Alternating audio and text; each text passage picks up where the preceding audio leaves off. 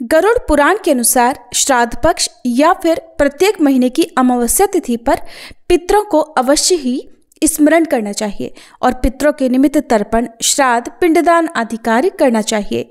इस दिन अपनी सामर्थ्य के अनुसार दान देने के अलावा कथा श्रवण का भी महत्व है और पितरों की शांति के लिए इस दिन भगवत गीता के 7वें अध्याय का पाठ करना चाहिए। तो आज के इस वीडियो में हम आपको सुनाने जा रहे हैं मार्गशीर्ष अमावस्या के दिन सुनी जाने वाली सभी कथाएं। प्राचीन समय की बात है, तुंगभद्रा नदी के किनारे अनुपम नामक एक नगर में आत्मदेव नामक एक ब्राह्मण रहते थे। उनकी पत्नी का नाम था धुंधली। आत्मदेव को सबसे बड़ा दुख ये था कि उनकी कोई संतान नहीं थी। इससे वे हमेशा चिंतित रहते। एक दिन दुखी होकर वे वन में चले गए। वहां पर उन्हें एक सन्यासी महात्मा के दर्शन हुए।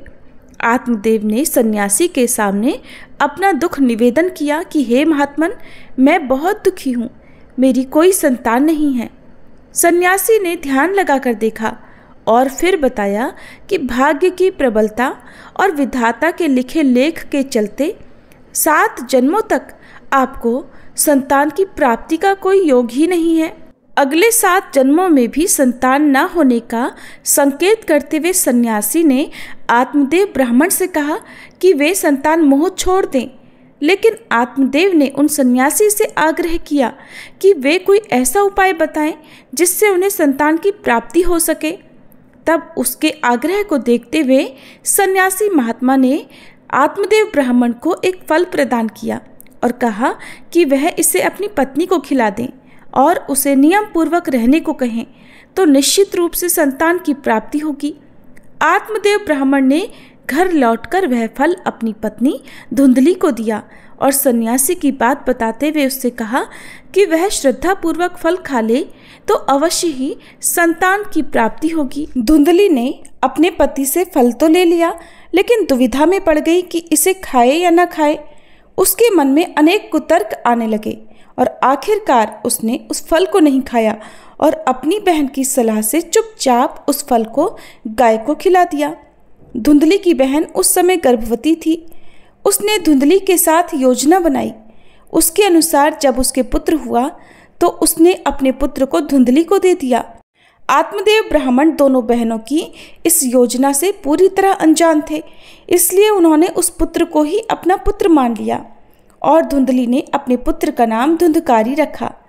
सन्यासी का दिया हुआ फल खाने के कारण उधर गऊ से भी एक सुंदर मनुष्य के आकार वाला बच्चा पैदा हुआ।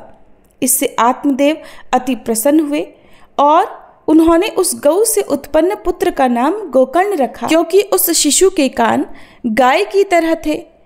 समय बीतने पर वे दोनों पुत्र साथ साथ बड़े हुए। धुंधकारी अति दुष्ट निकला और गोकर्ण अत्यंत ज्ञानी। आत्मदेव धुंधकारी के उत्पातों से अत्यंत दुखी रहने लगे और एक दिन ज्ञानी गोकर्ण के उपदेश से वह घर छोड़कर वन में चले गए और वहां भगवत आराधना में उन्होंने भगवान को प्राप्त कर लिया। इधर धुंधकारी के उत्पात जारी रहे। वह नगर के बच्चों को नाद में बिठाता और नदी में ले जाकर सभी को तेज गति से बहती नदी की धारा में डुबोकर मार देता था। जब वे बचाने के लिए गिड़गिड़ाते तो धुंधकारी खूब खुश होता। नगर के सभी लोग उससे परेशान थे, पर करते तो क्या करते। धुंधकारी इतना क्रूर और दुष्ट था कि सभी उसके पास जाने तक से डरते। कौन सा ऐसा दुर्गुण था जो उस दुष्ट धुंधकारी में नहीं था।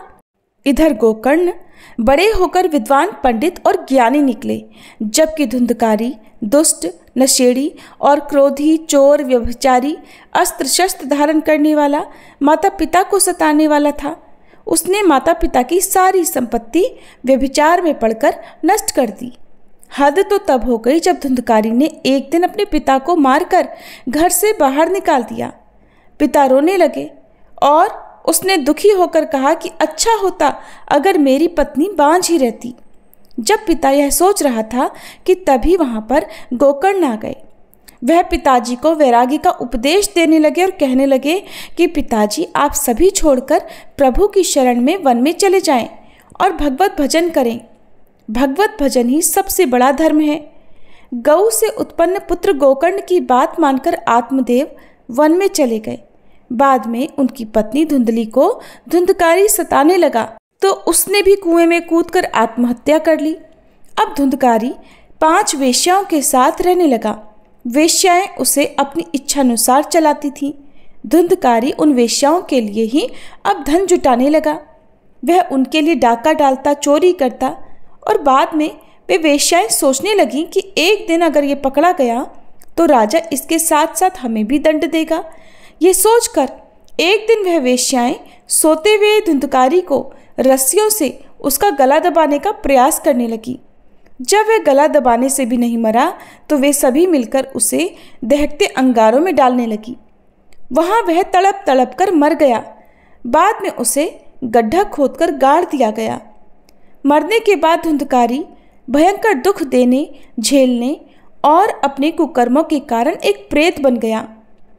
प्रेत बन जाने के बाद भूख और प्यास के कारण वह व्याकुल रहने लगा।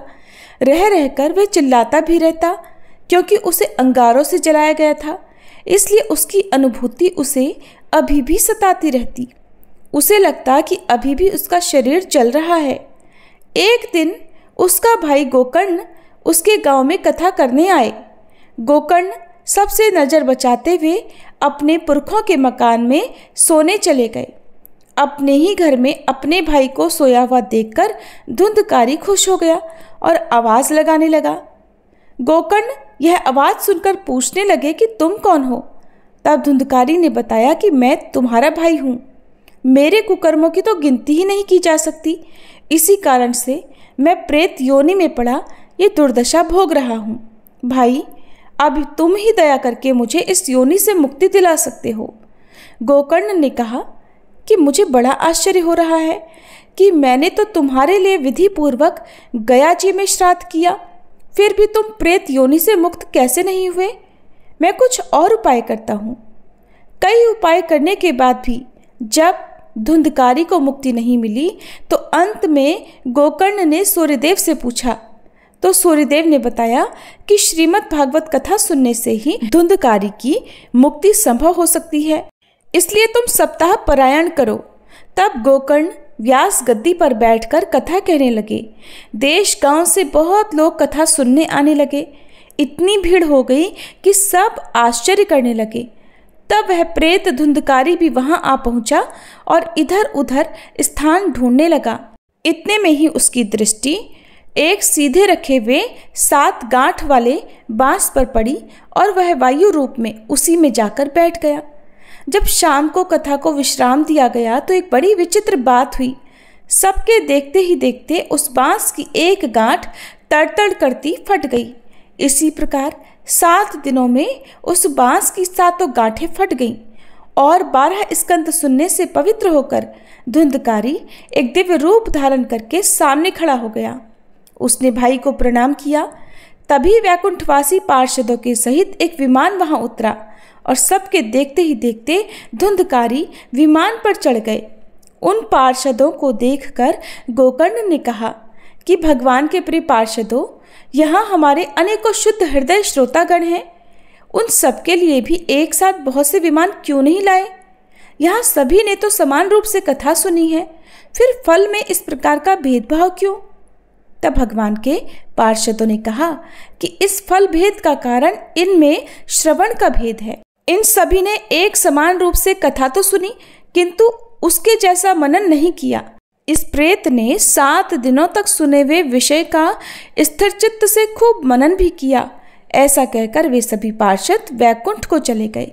फिर अगले पवित्र मास में गोकर्ण ने फिर से उसी प्रकार सप्ताह क्रम से कथा कही और वहां भक्तों से भरे हुए विमानों के साथ भगवान प्रकट हो गए। उस गांव में कुत्ते और चंडाल पर्यंत जितने भी जीव थे सभी दिव्य देह धारण करके विमान पर चढ़ गए।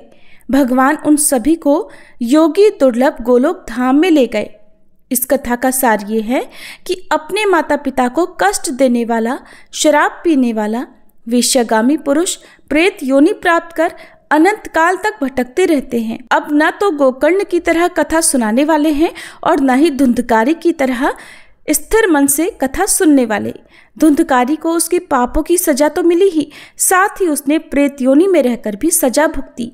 बाद में जब उसे पछतावा हुआ तो भागवत कथा सुनकर उसका मन निर्मल हो गया और निर्मल मन होने से उसके सारे संताप जाते रहे। बांस की 7 गांठें हमारी 5 इंद्रियों, 6ठे मन और 7वीं बुद्धि पर लगी हुई अज्ञान की अशुद्धि की गांठें हैं। भागवत के श्रवण मनन से पूर्व धुंधकारी 5 इंद्रियों, 6ठे मन और 7वीं बुद्धि नामक 7 स्तरों पर अशुद्धि और ज्ञान से भरा हुआ था। यही उसका 7 गांठों वाले बांस में बैठना है। भागवत के श्रवण मनन के पश्चात इन 7 स्तरों पर वह अशुद्धि और अज्ञान से मुक्त हो गया और यही बांस की 7 गांठों का फटना है। ये थी धुंधकारी की कहानी। प्रयागराज में त्रिवेणी संगम का जल पाप मुक्ति तो कराता ही है, साथ ही मोक्ष भी प्रदान करने वाला है। आइए जानते हैं प्रयागराज में त्रिवेणी संगम से जुड़ी एक प्राचीन कथा। आखिर कैसे कुंभ नगरी के त्रिवेणी जल की महिमा से एक प्रेत योनि से मुक्त हो पाया। कहा जाता है कि अनादिकाल में केरल में वसु नाम का एक ब्राह्मण रहता था, लेकिन उसका आचरण बहुत खराब था। उसके बंधुओं ने उसे भूमिहीन करके घर से निकाल दिया था और वह दुखी होकर निर्धनता में अपनी जन्मभूमि को त्याग कर इधर उधर भटकने लगा। जंगलों से भटकता हुआ वह भूख प्यास से व्याकुल ब्राह्मण विंध्य पर्वत पर पहुंच गया और वहां तड़पते हुए उसकी मृत्यु हो गई। कहा जाता है कि उसका दाह संस्कार न होने के कारण प्रेत बनकर वह वन की कंदराओं में चिरकाल तक निवास करता रहा। वह गर्मी सर्दी से परेशान बिना जल के हाहाकार करता हुआ भटकने लगा। एक दिन की बात है, उस मार्ग से एक यात्री घड़े में त्रिवेणी का जल लेकर भगवान जनार्दन के श्लोकों का पाठ करते हुए जा रहा था। एकाएक प्रेत उसके सामने आ गया और उसने उस यात्री से कहा कि डरो मत, हे धर्मनिष्ठ, मैं तुम्हारी गगरी से त्रिवेणी का पवित्र जल पीना चाहता हूँ, लेकिन अगर तुमने जल नहीं दिया तो मैं तुम्हारे प्राण ले लूंगा। प्रेत के वचन सुनकर वह पथिक बोला, नीलवर्ण भयंकर चंचल नेत्र वाले तुम हो कौन और तुम्हारा शरीर मांस रहित क्यों है? इस पर प्रेत ने उसे बताया कि मैं लोभी, मलिन, व्यभिचारी, क्रिया रहित ब्राह्मण था। पूर्व जन्मों के ऐसे कर्मों के कारण ही मेरी ऐसी दुर्दशा हुई है। तब पथिक ने उस प्रेत को जल दे दिया। प्रेत ने जल पिया और उसी क्षण वह प्रेत योनि से मुक्त होकर दिव्य देहधारी हो गया और उस दिव्य देहधारी पुरुष ने कहा, हे पथिक, त्रिवेणी के जल की महिमा का वर्णन कोई नहीं कर सकता। इसे तो स्वयं महादेव अपने मस्तक पर धारण करते हैं, जो अचिंत्य शक्ति वाला है। अनेकों आशीर्वाद देकर वह पिशाच प्रेत योनि से मुक्त होकर स्वर्ग लोक को चला गया। इस प्रकार प्रयाग के महात्म्य को जानकर महाकुंभ में माघ मास में त्रिवेणी के जल के आचमन से पाप तो दूर होते ही हैं, पिशाच योनि से भी मुक्ति मिल जाती है। ज्योतिष विज्ञान की दृष्टि से उज्जैनी अर्थात उज्जैन नगरी का अपना विशिष्ट स्थान है और श्राद्ध पक्ष में उज्जैन में स्थापित शिवलिंग श्री पिशाच मुक्तेश्वर महादेव का भी विशेष महत्व है। श्राद्ध पक्ष के इन 16 दिनों में 84 महादेव में से 68वें नंबर पर आने वाले श्री पिशाच मुक्तेश्वर महादेव पर शुद्ध गाय के दूध मिश्रित तिल, जौ, गंगाजल, शिप्रा आदि से अभिषेक करने से पितर तृप्त और प्रसन्न हो जाते हैं। पूर्वज चाहे किसी भी योनि में प्रवेश कर गए हों, चाहे वे अकाल मृत्यु को प्राप्त हुए हों, चाहे उनका दाह संस्कार विधिवत ना किया गया हो, पिशाच मुक्तेश्वर महादेव उन्हें प्रेत योनि से मुक्त करते हैं। कलयुग में सोम नाम का शूद्र हुआ। मरने पर वह मरु देश में पिशाच योनि में पड़ गया। एक समय उसे मार्ग से हर एक विद्या का जानकार ब्राह्मण मिला। उसे देखकर पिशाच उसे खाने के लिए दौड़ पड़ा। ब्राह्मण के रथ के पहिए की घड़घड़ाहट सुनकर वह पिशाच घबरा गया। तब ब्राह्मण ने कहा, तुम्हें डरने की जरूरत नहीं है। तब पिशाच ने यह जानकर कि ये ब्राह्मण तो विद्वान और ज्ञाता हैं, उनसे पूछा कि पिशाच योनि किस कर्म करने से मिलती है और कौन से पुण्य से पिशाच योनि से मुक्ति संभव है। तब ब्राह्मण देवता ने बताया कि द्रव्य हरण करने और देवता के द्रव्य को चुराने वाला पिशाच योनि को प्राप्त होता है। ब्राह्मण देवता के ये वचन सुनकर पिशाच ने मुक्ति का मार्ग पूछा। तब उन्होंने बताया कि तीर्थ नगरी अवंतिका में पिशाचत्व को नाश करने वाले महादेव हैं श्री पिशाच मुक्तेश्वर महादेव। उनके दर्शन मात्र से तुम्हें पिशाच योनि से मुक्ति मिल जाएगी। तब वह पिशाच महाकाल वन में आया और उसने क्षिप्रा नदी में स्नान किया और उस दिव्य लिंग के दर्शन किए। तब उसे पिशाच योनि से मुक्ति मिल गई और वह विष्णु लोक को प्राप्त हुआ। जो व्यक्ति पितृपक्ष में श्री पिशाच मुक्तेश्वर लिंग के दर्शन और अभिषेक करते हैं उनके पितरों का मोक्ष हो जाता है और उन्हें प्रेत या पिशाच योनि से भी मुक्ति मिल जाती है। एक बार किसी नगरी में एक राजा राज्य करता था। उसकी प्रजा और परिवार सब आनंद पूर्वक रहा करते थे। राजा की रानी बहुत ही धार्मिक थी और प्रजा भी अपनी रानी को बहुत प्रेम करती थी। राजा के महल के सामने ही एक साहूकार की हवेली थी। राजा की रानी और साहूकार की पत्नी में मित्रता थी। एक दिन की बात है, साहूकार की हवेली से साहूकार की पत्नी के रोने की आवाज आने लगी। उसकी पत्नी बहुत जोर जोर से रोकर विलाप कर रही थी। रानी ने हवेली में रोने की आवाज सुनी तो राजा से इस रोने का कारण पूछा। तब राजा ने बताया कि साहूकार का पुत्र मर गया है, इसी कारण साहूकार की पत्नी और वह बहुत दुखी हैं। रानी बहुत भोली भाली थी। रानी ने राजा से कहा, महाराज दुख क्या होता है? राजा को समझ नहीं आया कि रानी को अब भला कैसे समझाएं कि दुख क्या होता है। तब रानी फिर से बोली, महाराज बताइए ना। तब राजा ने रानी से कहा, तुम अपने राजकुमार को मार दो तो पता चल जाएगा कि दुख क्या होता है। महारानी ने अपने राजकुमार को महल से नीचे गिरा दिया, लेकिन अमावस माता की कृपा से राजकुमार गोबर के ढेर के ऊपर जाकर गिरा और उसे कुछ भी नहीं हुआ। तब रानी अपने राजकुमार को देखकर नीचे आ रही थी कि राजकुमार ने सामने से आते हुए रानी को देखा। ये देखकर राजा भी हैरान रह गया कि इतनी ऊपर से गिरने के बाद भी राजकुमार को कुछ नहीं हुआ। रानी ने राजा से फिर पूछा, महाराज बताइए ना दुख क्या होता है। उस समय पड़ोसी राज्य के राजा के सैनिक युद्ध कर रहे थे। राजा ने रानी से कहा कि अब मैं युद्ध में अकेला जा रहा हूँ।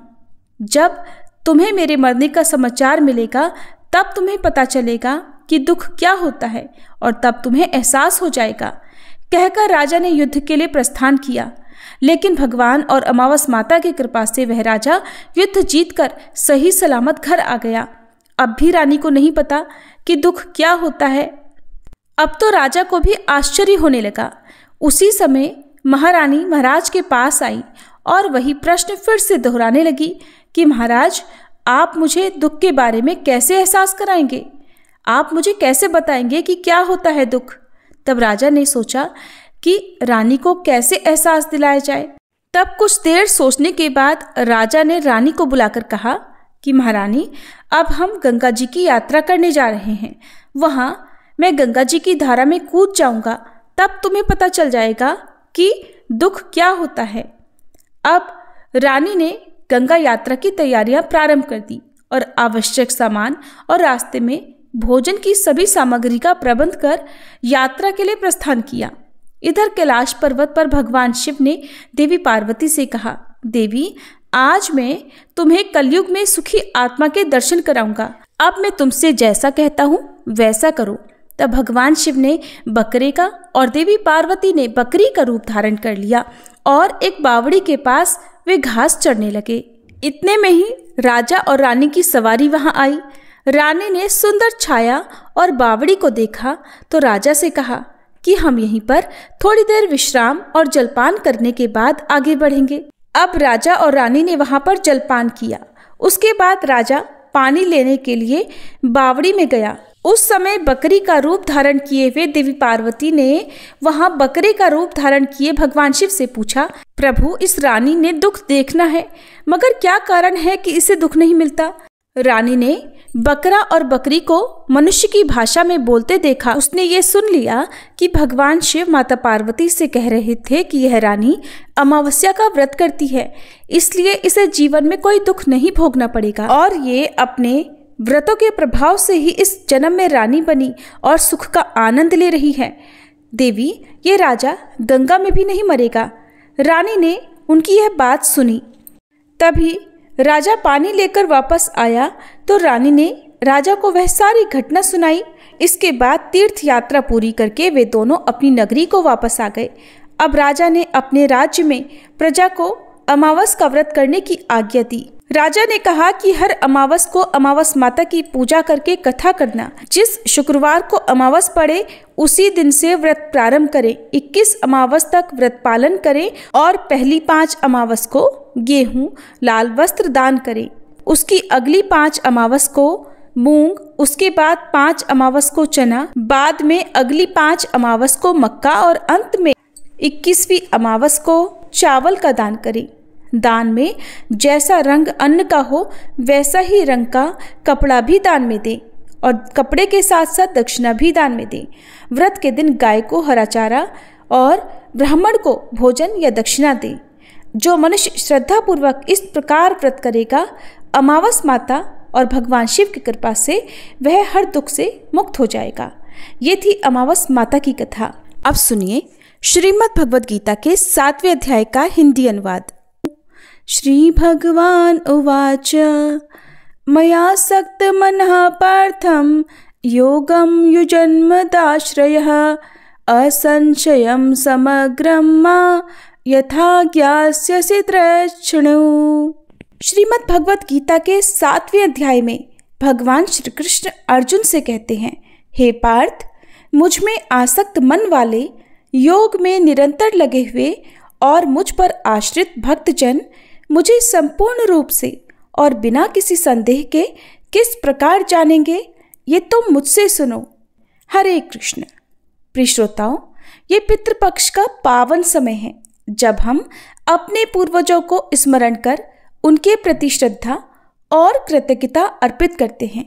शास्त्रों में कहा गया है कि यदि पूरे पितृपक्ष में प्रतिदिन श्रीमद् भगवद गीता के 7वें अध्याय का पाठ या श्रवण किया जाए और उस पुण्य को पितरों को समर्पित कर दिया जाए तो उन्हें मोक्ष की प्राप्ति होती है और उनके लिए सद्गति के द्वार खुल जाते हैं। आज हम सबको ये महान अवसर प्राप्त हुआ है कि हम बड़े ही भाव और श्रद्धा के साथ भगवान श्री कृष्ण का ध्यान करते हुए भगवद गीता के उसी 7वें अध्याय का श्रवण करेंगे जिसे स्वयं भगवान ने कुरुक्षेत्र के रणभूमि में अर्जुन को सुनाया था। केवल इतना ही नहीं, एक बार माता पार्वती ने भी भगवान शिव से यही प्रश्न किया था कि पितरों को मुक्ति किस प्रकार मिल सकती है। तब महादेव जी ने देवी पार्वती जी से गहन रहस्यमय वर्णन करते हुए यही उपदेश दिया था कि भगवत गीता का श्रवण और पाठ पितरों को परम गति प्रदान करता है। तो आइए आज इस दिव्य अवसर पर हम सभी मिलकर भगवान श्री कृष्ण और शिव जी के इन वचनों को स्मरण करते हुए भगवद गीता के 7वें अध्याय का पाठ सुने और अपने अपने पितरों से प्रार्थना करें, हे पूज्य पितरों, आप ही हमारे जीवन की जड़ हैं। आपसे ही यह वंश वृक्ष पल्लवित और पुष्पित हुआ है। हम सभी आपको बार बार नमन करते हैं। यदि जाने अनजाने हमने किसी प्रकार से आपको दुख पहुंचाया हो तो हम अपनी भूल के लिए क्षमा याचना करते हैं। आप हमें सदैव आशीर्वाद दें कि हमारे जीवन में धर्म, सत्य और करुणा का वास हो। ओम पितृभ्यः स्वधा नमः। ओम पितृदेवताभ्यः नमः। अब सुनिए श्रीमद् भागवत गीता के 7वें अध्याय के सभी श्लोकों का हिंदी अनुवाद। भगवान श्री कृष्ण अर्जुन से कहने लगे, हे पार्थ, अनन्य प्रेम से मुझ में आसक्त चित्त और अनन्य भाव से मेरे परायण होकर योग में लगा हुआ तो जिस प्रकार से संपूर्ण विभूति, बल, ऐश्वर्य आदि गुणों से युक्त सबके आत्मरूप मुझको संशय रहित जानेगा, उसको सुन। मैं तेरे लिए इस विज्ञान सहित तत्व ज्ञान को संपूर्णतया कहूँगा, जिसको जानकर संसार में फिर और कुछ भी जानने योग्य शेष नहीं रह जाता। हजारों मनुष्यों में से कोई एक मेरी प्राप्ति के लिए यत्न करता है और उन यत्न करने वाले योगियों में भी कोई एक मेरे परायण होकर मुझको तत्व से अर्थात यथार्थ रूप से जानता है। पृथ्वी, जल, अग्नि, वायु, आकाश, मन, बुद्धि और अहंकार भी। इस प्रकार से यह 8 प्रकार से विभाजित मेरी प्रकृति है। ये 8 प्रकार के भेदों वाली तो अपरा अर्थात मेरी जड़ प्रकृति है। और हे महाबाहो, इससे दूसरी को, जिससे यह संपूर्ण जगत धारण किया जाता है, मेरी जीव रूपा परा अर्थात चेतन प्रकृति जान। हे अर्जुन, तू ऐसा समझ कि संपूर्ण भूत इन दोनों प्रकृतियों से ही उत्पन्न होने वाले हैं और मैं संपूर्ण जगत का प्रभव तथा प्रलय हूँ, अर्थात संपूर्ण जगत का मूल कारण हूँ। हे धनंजय, मुझसे भिन्न दूसरा कोई भी परम कारण नहीं है। ये संपूर्ण जगत सूत्र में सूत्र के मणियों के समान मुझ में गुथा हुआ है। हे अर्जुन, मैं जल में रस हूँ, चंद्रमा और सूर्य में प्रकाश हूँ, संपूर्ण वेदों में ओंकार हूँ, आकाश में शब्द और पुरुषों में पुरुषत्व हूँ। मैं पृथ्वी में पवित्र गंध और अग्नि में तेज हूँ और संपूर्ण भूतों में उनका जीवन हूँ और तपस्वियों में तप हूँ। हे अर्जुन, तू संपूर्ण भूतों का सनातन बीज मुझको ही जान। मैं बुद्धिमानों की बुद्धि और तेजस्वियों का तेज हूँ। हे भरत श्रेष्ठ, मैं बलवानों का आसक्ति और कामनाओं से रहित बल अर्थात सामर्थ्य हूँ और सब भूतों में धर्म के अनुकूल अर्थात शास्त्र के अनुकूल काम हूँ। और भी जो सत्वगुण से उत्पन्न होने वाले भाव हैं और जो रजोगुण से होने वाले भाव हैं, उन सब को तो मुझसे ही होने वाले हैं ऐसा जान, परंतु वास्तव में उनमें मैं और वे मुझ में नहीं हैं। गुणों के कार्य रूप सात्विक, राजस और तामस, इन तीनों प्रकार के भावों से ये सारा संसार प्राणी समुदाय मोहित हो रहा है। इसलिए इन तीनों गुणों से परे मुझ अविनाशी को नहीं जानता, क्योंकि ये अलौकिक अर्थात अति अद्भुत त्रिगुणमयी मेरी माया बड़ी दुस्तर है। परंतु जो पुरुष केवल मुझको ही निरंतर भजते हैं, वे इस माया को उल्लंघन कर जाते हैं अर्थात संसार से तर जाते हैं। माया द्वारा जिनका ज्ञान हरा जा चुका है, ऐसे आसुर स्वभाव को धारण किए हुए मनुष्यों में नीच दूषित कर्म करने वाले मूढ़ लोग मुझको नहीं भजते। हे भरतवंशियों में श्रेष्ठ अर्जुन, उत्तम कर्म करने वाले अर्थार्थी अर्थात सांसारिक पदार्थों के लिए भजने वाला, आर्त अर्थात संकट निवारण के लिए भजने वाला, जिज्ञासु अर्थात मेरे को यथार्थ रूप से जानने की इच्छा से भजने वाला और ज्ञानी, ऐसे 4 प्रकार के भक्तजन मुझको भजते हैं। उनमें नित्य मुझ में एकाकी भाव से स्थित अनन्य प्रेम भक्ति वाला ज्ञानी भक्त अति उत्तम है, क्योंकि मुझको तत्व से जानने वाले ज्ञानी को मैं अत्यंत प्रिय हूँ और वह ज्ञानी मुझे अत्यंत प्रिय है। ये सभी उदार हैं, परंतु ज्ञानी तो साक्षात मेरा स्वरूप ही है, ऐसा मेरा मत है। क्योंकि वह मदमत मन बुद्धि वाला ज्ञानी भक्त अति उत्तम गति स्वरूप मुझ में ही अच्छी प्रकार स्थित है। बहुत जन्मों के अंत के जन्म में तत्व ज्ञान को प्राप्त पुरुष सब कुछ वासुदेव ही है। इस प्रकार मुझको भजता है, वह महात्मा अत्यंत दुर्लभ है। उन भोगों की कामना द्वारा जिनका ज्ञान हरा जा चुका है, वे लोग अपने स्वभाव से प्रेरित होकर उस नियम को धारण करके अन्य देवताओं को भजते अर्थात पूजते हैं। जो सकाम भक्त जिस देवता के स्वरूप को श्रद्धा से पूजना चाहता है, उस भक्त की श्रद्धा को मैं उसी देवता के प्रति स्थिर करता हूँ। वह पुरुष उस श्रद्धा से युक्त होकर उस देवता का पूजन करता है और उस देवता से मेरे द्वारा ही विधान किए हुए उन इच्छित भोगों को निस्संदेह प्राप्त करता है। परंतु उन अल्प बुद्धि वालों को वह फल नाशवान है और वे देवताओं को पूजने वाले देवताओं को प्राप्त होते हैं, और मेरे भक्त चाहे जैसे ही भजे, अंत में वे मुझको ही प्राप्त होते हैं। आप जानिए कि भगवत गीता के 7वें अध्याय में भगवान के प्रभाव और स्वरूप को न जानने वालों की निंदा और जानने वालों की महिमा का वर्णन किस प्रकार किया गया है। भगवान श्री कृष्ण कहते हैं, बुद्धिमान पुरुष मेरे अनुत्तम अविनाशी परम भाव को न जानते हुए मन इंद्रियों से परे मुझ सच्चिदानंद घन परमात्मा को मनुष्य की तरह जन्म कर व्यक्ति भाव को प्राप्त हुआ मानते हैं। अपनी योग माया से छिपा हुआ मैं सबके सामने प्रत्यक्ष नहीं होता, इसलिए यह अज्ञानी जन समुदाय मुझ जन्म रहित अविनाशी परमेश्वर को नहीं जानता, अर्थात मुझको जन्मने मरने वाला समझता है। हे अर्जुन, पूर्व में व्यतीत हुए और वर्तमान में स्थित तथा आगे होने वाले सब भूतों को मैं जानता हूँ, परंतु मुझको कोई भी श्रद्धा भक्ति रहित पुरुष नहीं जान सकता। हे भरतवंशी अर्जुन, संसार में इच्छा और द्वेष से उत्पन्न सुख दुख आदि द्वंद्व रूप मोह से संपूर्ण प्राणी अत्यंत अज्ञता को प्राप्त हो रहे हैं, परंतु निष्काम भाव से श्रेष्ठ कर्मों का आचरण करने वाले जिन पुरुषों का पाप नष्ट हो गया है, वे राग द्वेष जनित द्वंद्व रूप मोह से मुक्त दृढ़ निश्चयी भक्त मुझको सब प्रकार से भजते हैं। जो मेरे शरण होकर जरा और मरण से छूटने के लिए यत्न करते हैं, वे पुरुष उस ब्रह्म को, संपूर्ण आध्यात्म को, संपूर्ण कर्म को जानते हैं। जो पुरुष अधिभूत और अधिदेव सहित तथा अधियज्ञ सहित अर्थात सबका आत्मरूप मुझे अंतकाल में भी जानते हैं, वे युक्त चित्त वाले पुरुष मुझे जानते हैं, अर्थात मुझ में लीन हो जाते हैं, मुझे प्राप्त हो जाते हैं। प्रिय श्रोताओं, इस प्रकार भगवत गीता के 7वें अध्याय का पाठ समाप्त हुआ। अब हम सभी भगवान शिव और देवी पार्वती के मध्य हुए पितरों के दिव्य संवाद की कथा भी सुनेंगे। भगवान शिव देवी पार्वती जी से कहते हैं, हे पार्वती, अब मैं तुम्हें श्रीमद् भगवत गीता के 7वें अध्याय की महिमा सुनाऊंगा, जिसे सुनकर ऐसा लगता है कि कान दिव्य अमृत से भर गए हों।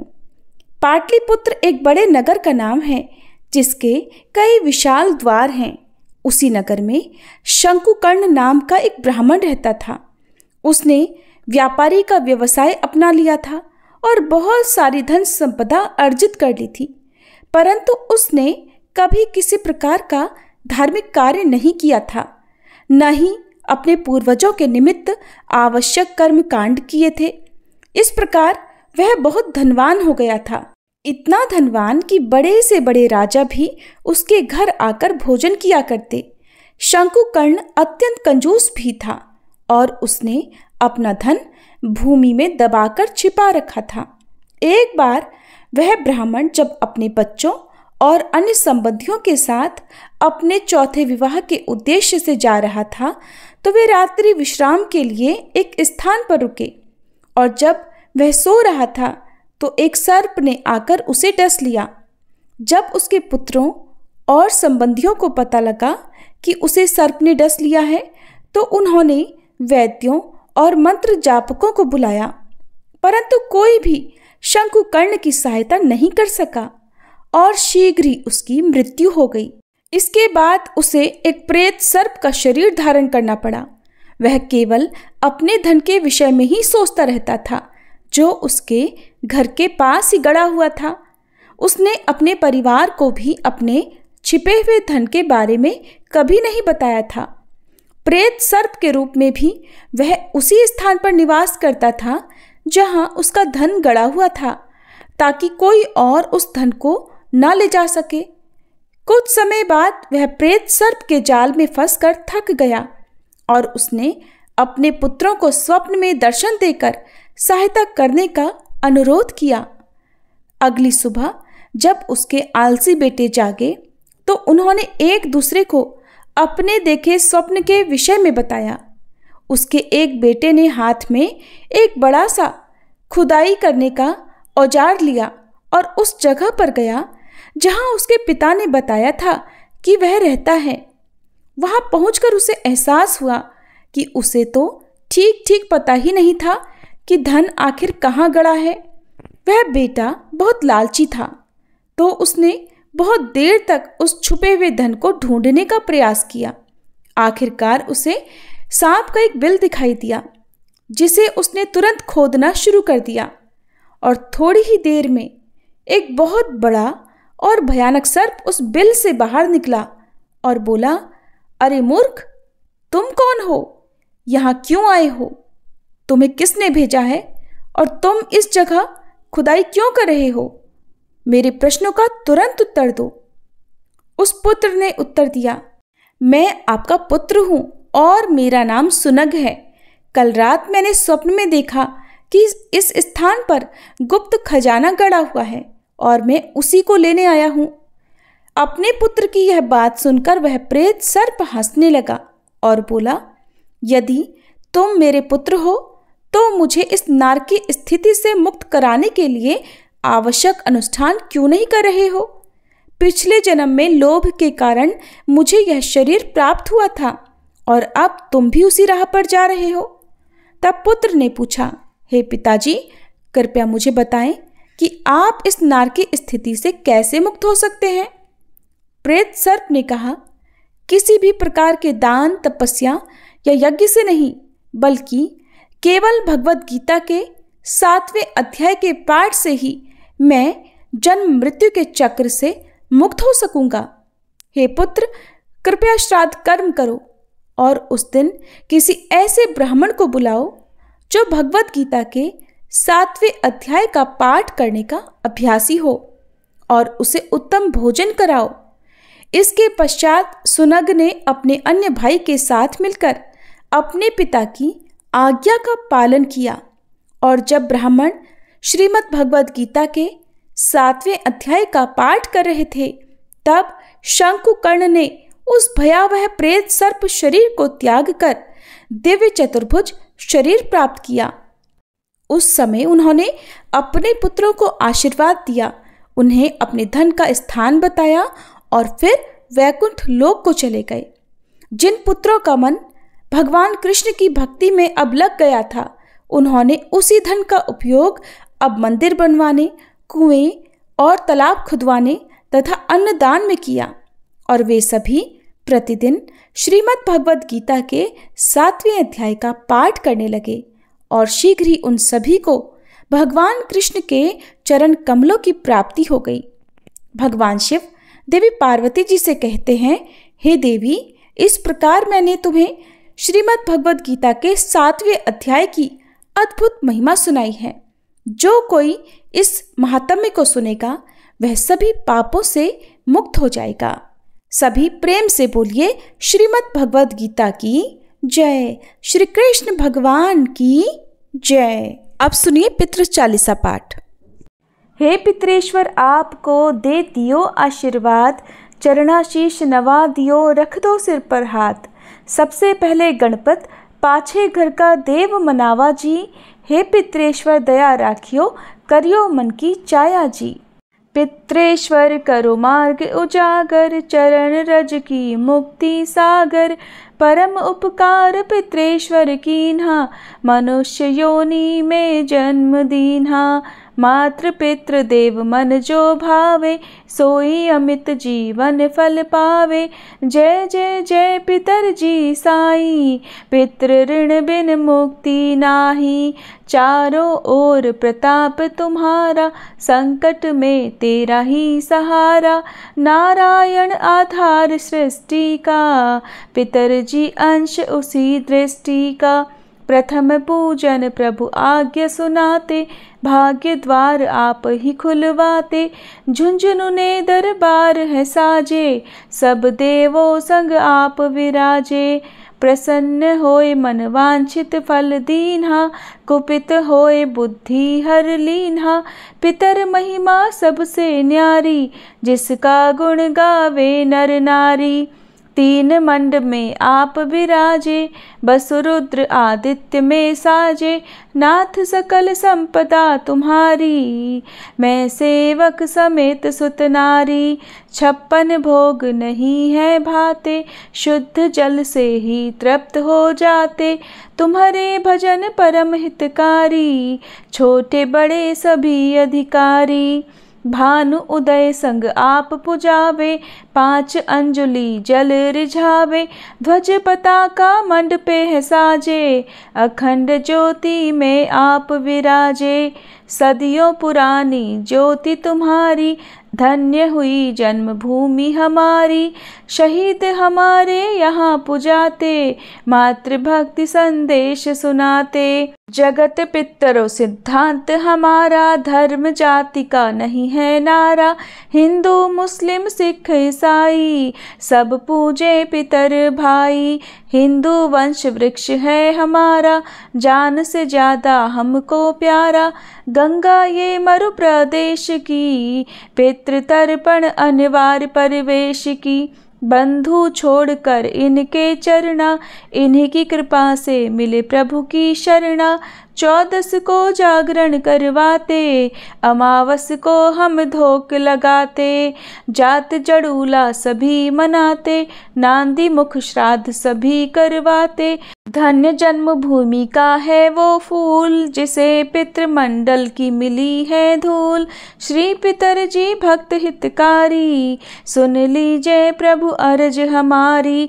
निशिदिन ध्यान धरे जो कोई, तासम भक्त और नहीं कोई। तुम अनाथ के नाथ सहाई, दीनन के हो तुम सदा सहाई। चारिक वेद प्रभु के साखी, तुम भक्तन की लज्जा राखी। नाम तुम्हारो लेत जो कोई, तासम धन्य और नहीं कोई। जो तुम्हारे नित पाव पलोटत, नवो सिद्धि चरणा में लोटत। सिद्धि तुम्हारी सब मंगलकारी, जो तुम पे जावे बलिहारी। जो तुम्हारे चरण चितलावे, ताकि मुक्ति अवसी हो जावे। सत्य भजन तुम्हारे जो गावे, सो निश्चय चारों फल पावे। तुम्ही देव कुल देव हमारे, तुम्ही गुरुदेव प्राण से प्यारे। सत्य आस मन में जो होई, मन वांछित फल पावे कोई। तुम्हारी महिमा बुद्धि बढ़ाई, शेष सहस्त्र मुख सके ना गाई। मैं अति दीन मलिन दुखियारी, करहूँ कौन विधि विनय तुम्हारी। अब पितर जी दया दीन पर कीजे, अपनी भक्ति शक्ति कछु दीजे। पितरों को स्थान दो, तीर्थ स्वयं ग्राम। श्रद्धा सुमन चढ़े वहाँ, पूर्ण हो सब काम। झुंझुनू धाम विराजे हैं पितर हमारे महान। दर्शन से जीवन सफल हो, पूजे सकल जहान। जीवन सफल जो चाहिए, चले झुंझुनू धाम। पितर चरण की धूल ले, हो जीवन सफल महान।